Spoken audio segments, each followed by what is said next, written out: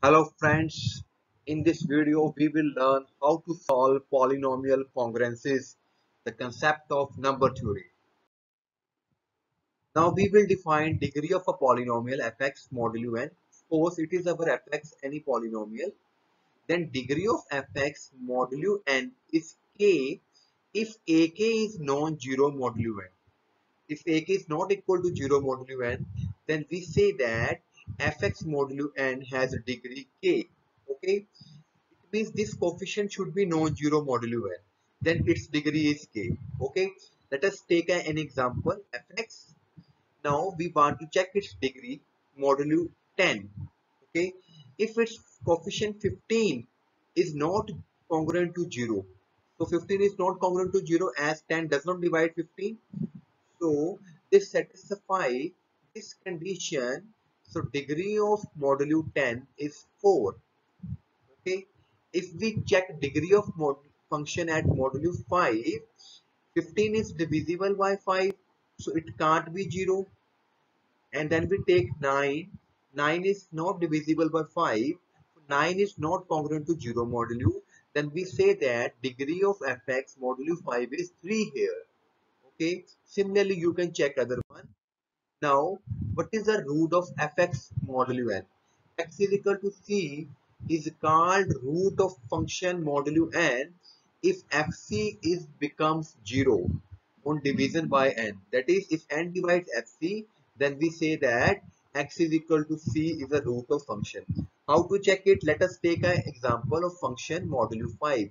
If we are taking a modulo 5, then we have to take 5 values 0, 1, 2, 3, 4.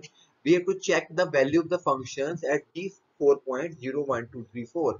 When we put x is equal to 0, it get minus 3, and minus 3 is not congruent to 0 divided by 5, so it is not a root. If we take 1, it becomes 0, so 0 is a modulo 5, so it is a root. On putting 1, it gets 0, it will be a root. When we put 2, it is a 5, and 5 is divisible by 0, again we get remainder 0, so it is also a root. When we put 3, it is a 12, we get remainder 2, this is not equal to 0, so it is not a root. Then we take 4, we get 21, and our remainder will be 1, so it is not equal to 0. So these are not the roots, only roots are 1 and 2, and 0, 3, 4 are not the root. This is the main way to how to find the roots of any polynomial modulo n. Okay, now take examples. Find all the roots of congruences modulo 5. First of all, make factorization of 50, 5 into 3. If we want to find the roots, first of all, we will find the roots modulo 5. You can take 5 values for 5 like 0, 1, 2, 3, 4. You have to check the answer roots at these 5 points. But here we have taken 0 plus minus 2, because we can write 3 as a minus 2 and we can write 4 as a minus 1. So both way are correct. Either you can check on these values, either you can check on these values. Okay, so I am checking on these values. If we put 0 in this quadratic equation, we get 7. So it is not giving remainder 0. So it is not divisible by 5. If we take 1, it gives 9 value, and remainder is again not a 0. So it is not a root. Similarly, we check it out minus 1, we check on it 2, and we check on minus 2. Since we are not getting a remainder 0, so this equation has a no solution modulo 5. If it has no solution on modulo 5, then automatically it has no solution on modulo 15. No need to check on 3. It gives solution on the 5, then you must have to check the solutions for modulo 3 also. Okay, the simple way, first of all, take possible values of integer corresponding to modulo n, then put all the values in the function. If it gives remainder 0, then it will be a solution. Same another example. Here we have a modulo 7. I have previously told you can take value 0, 1, 2, 3, 4, 5, 6, or you can take values like this minus 3, minus 2, minus 1, 0, 1, 2, 3. Because 4 is congruent to minus 3, 5 is congruent to minus 2, and 6 is congruent to minus 6. Instead of taking 4, 5, 6, I have taken these values. Okay.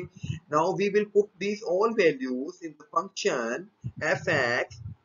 Okay. If we put all the values in the function fx, first of all, we will put minus 3. On putting minus 3, on solve, we get minus 268. Minus 268 is not divisible by 2, so our remainder is not a 0. So it is not a root. If we take minus 2, it is a minus 42. So it is a divisible by 7. The remainder is 0. It means minus 2 is a root. If we take minus 1, we get minus 2. It is not divisible by 7, so it is not a root. If we take 0, it get a 2. It is not also a root. On putting 1, we get 0, so it is a root. Similarly, we can show that 2 and 3 are not the roots. Only minus 2 and 0, sorry, only 1 and minus 2 are its solution. And you can change minus 2 into 5 since minus 2 is congruent to 5 modulo 7. In this way, we can find the roots of any polynomial congruencies modulo n. Another example, here we have given a modulo 9. Now you have very well known how to take possible solutions. 0, 1, 2, 3, 4. After that 5, 6, 7, 8 is written in the terms of negative integers. As we have taken negative integers, so it is very easy to solve. We can easily solve by using negative integers. We will put all the values in this function. Okay, if we get 0 remainders here and here, so only these are the two solutions, only these one is more, only these are three solutions, and you can change negative value by adding 9 into 8, it will become a 6. This is a very easy concept to find the roots of the polynomial congruencies, concept of number theory. Thank you for watching my video. Please subscribe my channel. Signing off, Dr. Gaurav Verma.